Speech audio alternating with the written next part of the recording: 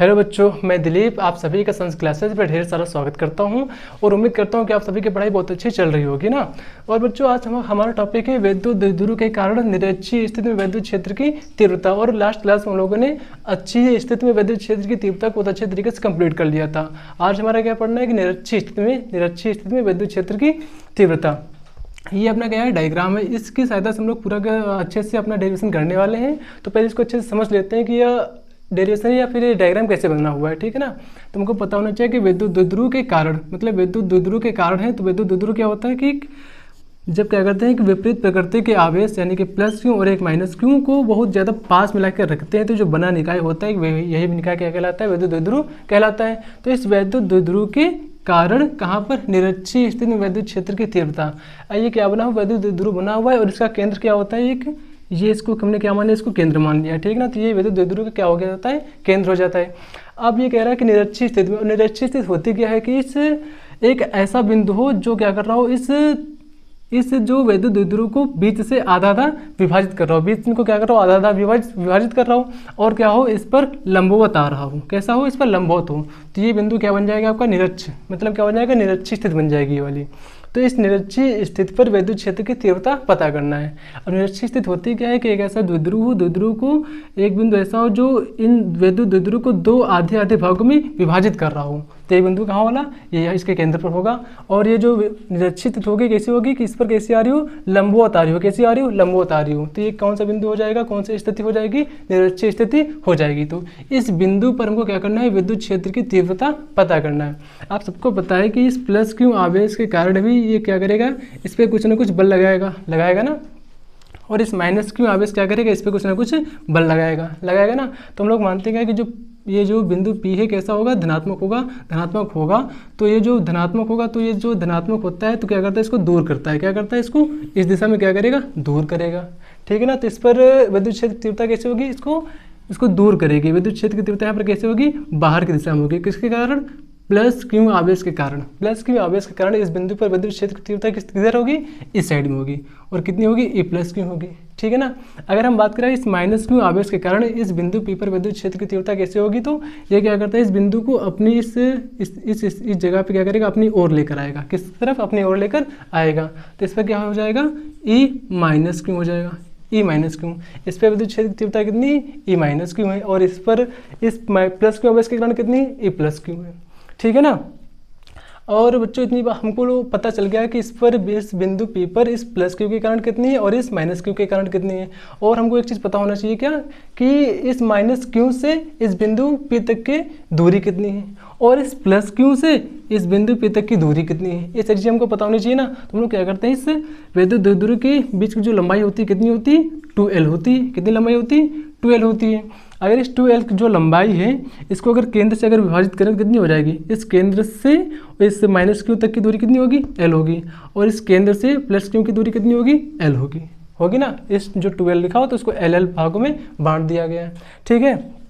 और इस केंद्र से बिंदु P तक की दूरी कितनी होगी, उस दूरी को हम लोग कितना मान लेते हैं, R मान लेते हैं। कितना मान लेते हैं, R मान लेते हैं, ठीक है ना। आप देखो, आप कुछ ऐसा लिख रहा होगा ना, ये कुछ ऐसा दिख रहा है, ठीक ना। आप देखो यहाँ से अगर देखा जाए तो यहाँ का कोण कितना है, 90 डिग्री कोण है। अगर 90 डिग्री का कोण है तो ये यहाँ से लेकर यहाँ तक का एक त्रिभुज बन रहा है ना। मान लेते हैं क्या, ABC है। और यहाँ की दूरी हमको पता है कितनी, L है। यहाँ की दूरी पता है कितनी है, R है। हमको ये दूरी यहाँ की नहीं पता है। तो मानते क्या है कि ये जो R है अपना क्या लंब है और ये L क्या अपना आधार है। तो हम लोग क्या लगा लेते हैं, यहाँ पर पाइथागोरस लगा लेते हैं। जो पाइथागोरस प्रमेय क्या होती है, कर्ण स्क्वायर इज इक्वल टू लंब स्क्वायर प्लस का आधार स्क्वायर, यही होता है ना। तो हमको मतलब यही अपने कर्ण नहीं पता है, तो कर्ण पता करने फॉर्मूला लगाएंगे ना, कर्ण L square plus A square. तो L का मान कितना है, R है। तो कितना हो जाएगा, R स्क्वायर, प्लस लगा तो प्लस लगा दिया। आधार स्क्वायर, आधार यहाँ पे कितना है, L है। तो कितना हो गया, L स्क्वायर हो गया, ठीक है ना। अब ये किसका मान है, K स्क्वायर यानी कर्ण स्क्वायर का मान। हमको पता किसका करना है, सिर्फ और सिर्फ कर्ण का मान पता करना है। तो इसके ऊपर से क्या करते हैं, स्क्वायर को हटाते हैं। जब इसके ऊपर से अगर स्क्वायर हटाएंगे तो सामने वाला जो नंबर होगा उस पर क्या आ जाएगा, अंडर रूट आ जाएगा। तो R square plus L square हो जाएगा। ये किसका मान आ गया, ये K का मान आ गया, मतलब यहाँ का मान आ गया। या कह सकते हैं कि यहाँ का मान आ गया। कितना मान आया है, R स्क्वायर प्लस का L स्क्वायर, ये इतनी दूरी आई हुई कहाँ से, ये माइनस क्यू से बिंदु P तक की दूरी कितनी आ गई है, R square minus L square का अंडर रूट आ गया। ठीक है ना। अब देखो, अब हमको यहाँ के भी प्लस क्यू से बिंदु P तक की दूरी पता होनी चाहिए। अब यहाँ भी हम लोग क्या करेंगे, सेम प्रोसेस यहाँ भी करते हैं, तो इतनी इसकी दूरी कितनी आ जाएगी, आर स्क्वायर प्लस का एल स्क्वायर आ जाएगा। ठीक है ना। और विद्युत क्षेत्र की तीव्रता पता करने के लिए हमको दो चीज़ की आवश्यकता होती है। हम लोगों ने एकल बिंदु आवेश के कारण बिंदु P पर विद्युत क्षेत्र की तीव्रता पता किया था ना, कितना था, E बराबर 1/4 pi epsilon naught Q upon R square. क्यों क्या था, आवेश था, आर क्या था, दूरी थी ना। तो हमको ये दूरी इस प्लस क्यू के कारण बिंदु P पर पता है, तो इस प्लस क्यू आवेश भी हमको मिल गया है और हमको दूरी भी पता चल गई है ना। और देखो इस माइनस क्यू के अगर हमको पता करना है तो माइनस क्यू आवेश भी पता है और इसके बीच की क्या दूरी भी पता है। इतनी सारी चीज़ें हम लोग को पता है ना। और इसका अच्छा डायग्राम हमने यहाँ पर बना रखा है। ठीक है ना। उम्मीद करते हैं आपको इस डायग्राम में अच्छे से समझ में आ गया होगा। और थोड़ा सा अगर इसमें देखें, ये प्लस क्यू आवेश क्या कर रहा है, इस बिंदु P पर इस दिशा में क्या कर रहा है, विद्युत क्षेत्र की तीव्रता लगा रहा है। ठीक है ना। और ये माइनस क्यू क्या कर रहा है, इस बिंदु P पर अपनी तरफ यानी दिशा लगा रहा है। ठीक है ना।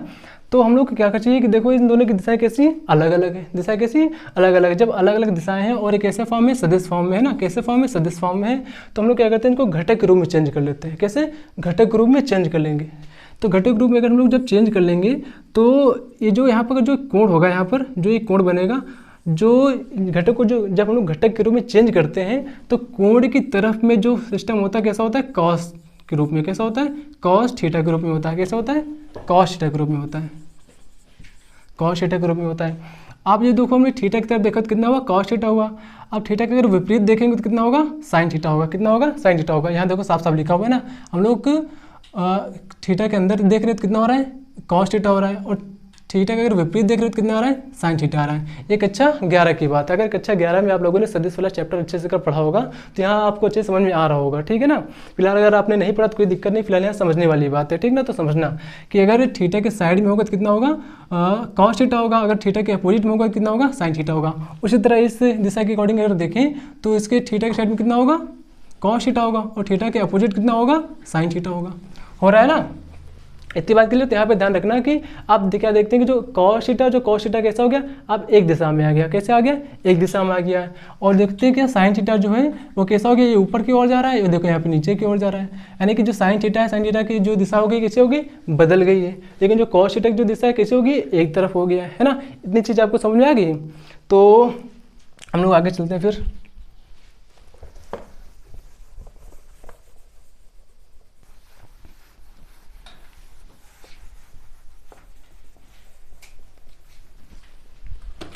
ठीक है ना। तो हम लोग देखते क्या है कि इस माइनस क्यू आवेश के कारण इस बिंदु P पर विद्युत क्षेत्र की तीव्रता कितनी लग रही है। तो हमको एक फॉर्मूला पता था ना, एकल बिंदु आवेश के कारण कितना था, 1/4 pi epsilon naught Q upon R square. ये अपना मेन फार्मूला है। ठीक है, इसको जरूर याद रखना। तो इस माइनस क्यू आवेश के कारण इस बिंदु P पर विद्युत क्षेत्र की तीव्रता कितनी है। तो लिखते हैं क्या है कि माइनस क्यू आवेश के कारण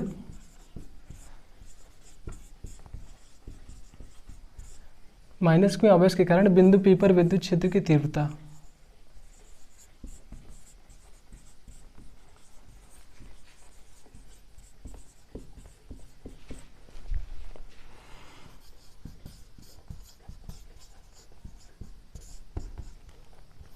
माइनस क्यू के कारण मतलब कि E minus Q equal to कितना होगा, 1/4 पाई एप्सिलॉन नॉट होता ही होता है। तो 1/4 पाई एप्सिलॉन नॉट, फिर क्या होता है क्यू अपॉन आर स्क्वायर। तो क्यू यहाँ पे कितना है, हम लोग लेते क्या, एक इसका परिमाण उठा लो क्यू अपॉन आर स्क्वायर। तो इस आर मतलब क्या होता है, दूरी होती है। तो माइनस क्यू से बिंदु P तक की दूरी कितनी है, R square plus L square का अंडर रूट है ना।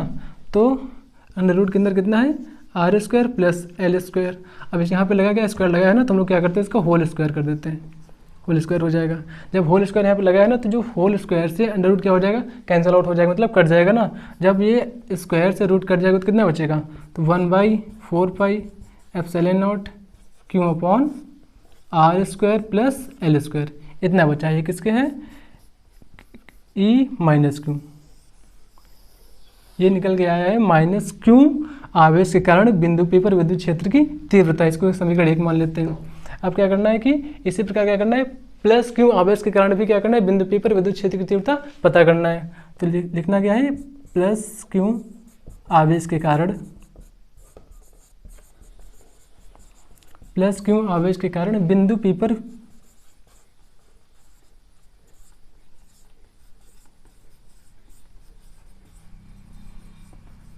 पर विद्युत क्षेत्र की तीव्रता, विद्युत क्षेत्र की तीव्रता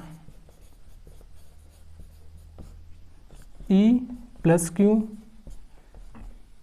1/4 एप्सिलॉन नॉट। यहाँ पे कितना होगा, क्यू अपॉन आर स्क्वायर होता है ना, क्यू अपॉन आर स्क्वायर होता है। तो अगर प्लस क्यू से बिंदु P तक के बीच की अगर दूरी देखो तो कितनी है, जितनी यहाँ पर थी उतनी यहाँ पर भी है। R square plus L square का अंडर रूट लगा हुआ है तो लगा देते हैं, under root R square plus L square. अब यहाँ देखो स्क्वायर लगा हुआ था ना, तो हम लोग क्या करते हैं, यहाँ पे स्क्वायर लगा देते हैं।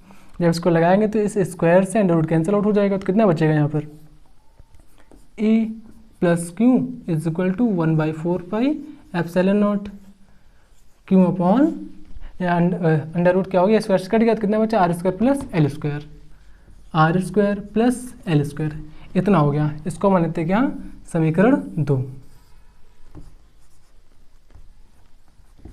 ठीक ना, इतनी चीज़ क्लियर ना। अगर देखा जाए इस माइनस क्यू आवेश के कारण इस बिंदु P पर विद्युत क्षेत्र की तीव्रता कितनी है, तो कितनी है, E minus Q equal to 1/4 epsilon naught Q upon R square plus L square का अंडर रूट, ऊपर से क्या लगाता है स्क्वायर, तो इसको लगा दिया। अब स्क्वायर से तुम्हारा अंडर रूट कैंसिल हो गया तो कितना बचा, R square plus L square बचा। ठीक ना, इसको मान लेते हैं क्या, समीकरण 1 है। अब ये माइनस क्यू आवेश के कारण था, आप क्या करते हैं, इस प्लस क्यू आवेश के कारण इस बिंदु पे फिर विद्युत क्षेत्र की तीव्रता कितनी होगी, तो E plus Q equal to 1/4 epsilon naught Q upon under root के अंदर R square plus L square, ऊपर से लगा गया था स्क्वायर, तो इस स्क्वायर से अंडर रूट कैंसिल आउट हो जाएगा तो बचेगा कितना, 1/4 epsilon naught Q upon R square plus L square बचेगा। ये मान लेते हैं का समीकरण 2 है। आप इसका स्क्रीनशॉट लीजिए, फिर हम लोग आगे चलते हैं। फिर हो गया स्क्रीनशॉट। तो बच्चों हम लोगों ने क्या निकाल लिया, E प्लस क्यू और E माइनस क्यू निकाल लिया ना। अगर देखा जाए तो जो E प्लस क्यू है और ये E माइनस क्यू है, इनकी दिशाएं अगर देखा जाए तो कैसी अलग अलग है, अलग अलग दिशाएं हैं। तो हम लोगों ने क्या किया था, इसको इनके घटक रूप में चेंज कर लिया था, घटक में वियोजित कर दिया था। अगर वियोजित कर दिया था तो देखा कि हम लोगों ने जो साइन थीटा था और E plus Q sine theta और E minus Q sine theta, इनकी अगर दिशाएं देखें हम तो ये देखो इनकी दिशाएं कुछ इधर आ रही है, इसकी दिशा कुछ ऊपर जा रही है, तो इनकी दिशाएं कैसे अलग अलग है, अलग अलग है ना। और क्या देखते हैं, जो थीटा के अगर अंदर साइड में अगर देख रहे थे हम लोग तो कितना हो रहा था, कॉस थीटा हो रहा था, और इस दिशा के अगर अंदर देखे तो कितना हो रहा था, कॉस थीटा हो रहा था ना। तो दिशा इनकी अगर इस E plus Q sine theta और E minus Q sine theta क्या हो जाएंगे, आपस में कट जाएंगे। क्यों कट जाएंगे, क्योंकि इनकी जो दिशाएं कैसी अलग अलग है। और क्या होगा, और इस प्लस क्यू के कारण जो इसका अंदर घटक आ रहा है, मतलब कौन सा, E plus Q cos theta, और इस माइनस क्यू के कारण जिसका अंदर साइड में घटक आ रहा है कौन सा, E minus Q cos theta, ये क्या हो जाएंगे एक ही दिशा में। जब एक ही दिशा में अगर बन गए तो क्या हो जाएंगे, आपस में जुड़ जाएंगे। कैसे हो जाएंगे, जुड़ जाएंगे। तुम लोग क्या लिखते हैं, E प्लस क्यू तथा E माइनस क्यू, मतलब सदिश फॉर्म लेंगे ना, सदिश फॉर्म लेंगे तो E प्लस क्यू और E माइनस क्यू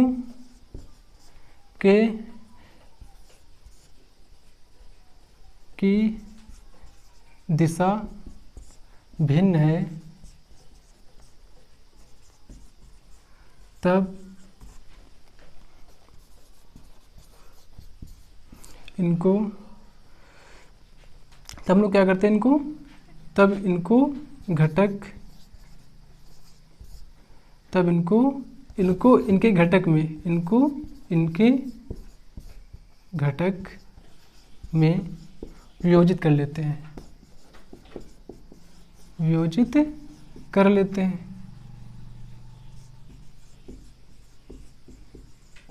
कर लेते हैं ना। उसके बाद क्या होता है कि जो E plus Q sine theta था और E माइनस क्यू जो साइन थीटा था, इनकी दिशाएं कैसी अलग अलग हैं। जब अलग अलग क्या हो जाएंगे, कट जाएंगे, यानी कि निरस्त हो जाएंगे ना। तो तब E minus Q sine theta तथा E plus Q sine theta की दिशाएं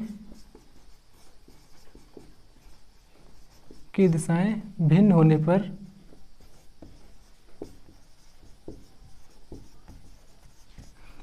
पर निरस्त हो जाएंगे ना, निरस्त हो जाएंगे तथा E plus Q cos theta व E minus Q cos theta, इनकी जो दिशाएं कैसी है, एक जैसी है ना, कि दिशाएं समान हैं, ये दिशाएं समान हैं, अतः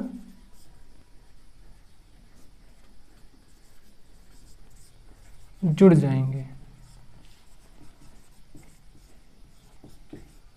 जुड़ जाएंगे ना। तब क्या हो जाएगा, तब बिंदु P पर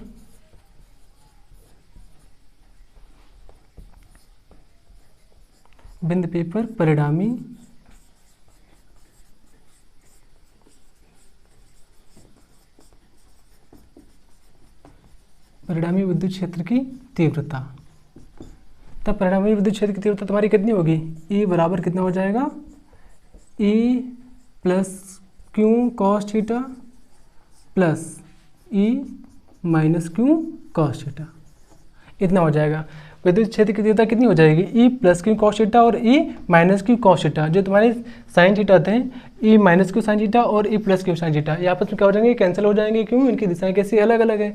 और जो तुम्हारा E plus Q cos theta और E minus Q cos theta क्या है, आपस में जुड़ जाएगा, क्यों, इनकी जो दिशाएं कैसी होगी, समान होगी ना। तो अगर देखा जाए तो परिणामी विद्युत क्षेत्र की तीव्रता कितनी होगी, तो परिणामी विद्युत क्षेत्र की तीव्रता होगी E बराबर E plus cos theta plus E minus cos theta, इतना हो जाएगा ना। और देखते क्या है कि E प्लस क्यू और E माइनस क्यू के जो परिमाण है वो कैसे आपस में समान है, परिमाण उनके कैसे आपस में समान है। जब परिमाण आपस में समान है तो कितना हो जाएगा, E बराबर, ये दोनों आपस में कैसे हो जाएंगे, समान हो जाएंगे, मतलब कैसे हो जाएंगे, आपस में जुड़ जाएंगे।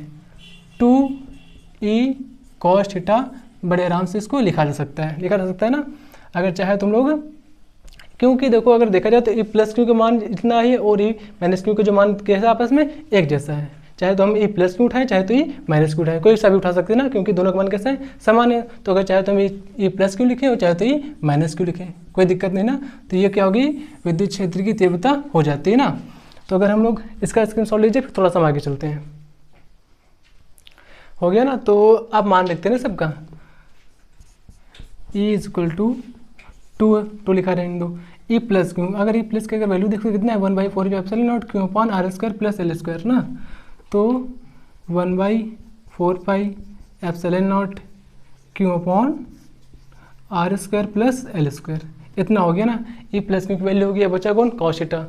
इस कॉस थीटा का मान कितना होगा भाई, कॉस थीटा का मान कितना होगा, अगर कॉस थीटा का मान अगर देखें तो इसका फॉर्मूला होता है कितना, आधार बटे कर्ण, आधार बटे कर्ण, आधार बटे कर्ण होता है ना। तो अगर यहाँ से देखा जाए पाइथागोरस प्रमेय से, तो आधार यहाँ पे कितना है, आधार कितना है, L है, आधार कितना है, L है, कर्ण कितना है, R square plus L square का अंडर रूट है, अंडर रूट के अंदर R square plus L square. अगर आप चाहें तो यहाँ से ले सकते हैं, दोनों का मान कैसा आएगा, सेम ही आएगा, ठीक है ना। तो कॉस थीटा का मान तुम्हारा कितना हो गया, L अपॉन अंडर रूट के अंदर R square plus L square, इतना मान हो गया ना। अब वापस मान रखते हैं, is equal to 2/4 pi epsilon naught Q upon R square plus L square, इतना हुआ। अब इस कॉस थीटा का अगर मान रखा जाएगा, यहाँ पे कॉस थीटा था ना, रख देते हैं अभी के लिए कॉस थीटा, ये जो कॉस थीटा का अगर मान रखा जाएगा तो कितना है, L अपॉन अंडर रूट के अंदर R square plus L square, L upon under root R square plus L square, इतना मान हो जाएगा ना। अब इसको अगर सॉल्व करें तो, अगर ये दोनों 2 क्यों लिखे ना, इसको साथ में लिखते हैं क्या, 2 Q upon 4 pi epsilon not और कितना बचा है यहाँ पर, 1 अपॉन लिख देते हैं कितना, R square plus L square, इतनी चीज़ क्लियर। और ऊपर कितना बचा हुआ था, एल बचा हुआ था ना, तो चलो इसको एल बना लेते हैं, L upon R square plus L square हो जाएगा, ठीक है, गुड़े 1 upon R square plus L square. ये जो लिखा हुआ है क्या, अंडर रूट मतलब क्या होता है, पावर 1/2, अंडर रूट मतलब क्या होता है, पावर 1/2, मतलब कि R square plus L square की जो पावर होगी, होल पावर कितनी होगी, 1/2 होगी, ठीक है ना। अगर ये देखो यहाँ भी कितना लिखा हुआ है, R square plus L square, यहाँ भी कितना लिखा हुआ है, R square plus L square, मतलब कि ये जो चीज़ तुम्हारी कैसी है, आपस में एक जैसी है, कैसी है, एक जैसी है। जो अगर एक जैसी है तो मतलब जो आधार अगर बराबर होते हैं तो घातें क्या होती है, जुड़ जाती हैं। आधार अगर बराबर हो तो घातें क्या होती है, जुड़ जाती है। तो मतलब मानते क्या है कि इन दोनों के आधार कैसे हैं, बराबर हैं, तो घातें क्या हो जाएंगी, जुड़ जाएंगी। तो इसकी पावर कितनी है, घात कितनी है, 1 है। अगर 1 में अगर हम 1/2 अगर जोड़ेंगे तो कितना होगा, 1 + 1/, अगर 2 करेंगे तो कितना होगा, 2 × 2 2 + 1 कितना होगा, 3 3/2 हो जाएगा। कितने हो जाएगा, 3/2 हो जाएगा। तो कितना हुआ यहाँ पर, अगर ऊपर देखा जाए तो कितना लिखा है 2Q इंटू एल लिखा है ना, तो उसको लिखा रहने दो भी 2QL upon 4 pi epsilon not. यहाँ लिखा था R square plus L square की पावर 1, यहाँ लिखा था R square plus L square की पावर कितनी 1/2। अब इनके आधार अगर बराबर तो घाते में जोड़ा तो कितना हो गया 3/2 हो गया ना, तो सीधा से लिखेंगे क्या R square plus L square, इसकी पावर कितनी थी 3/2, इतना हो गया। ठीक है ना, इतनी चीज़ क्लियर है। किसका मान था, ई का मान था। उसके बाद अगर आगे चले हम लोग,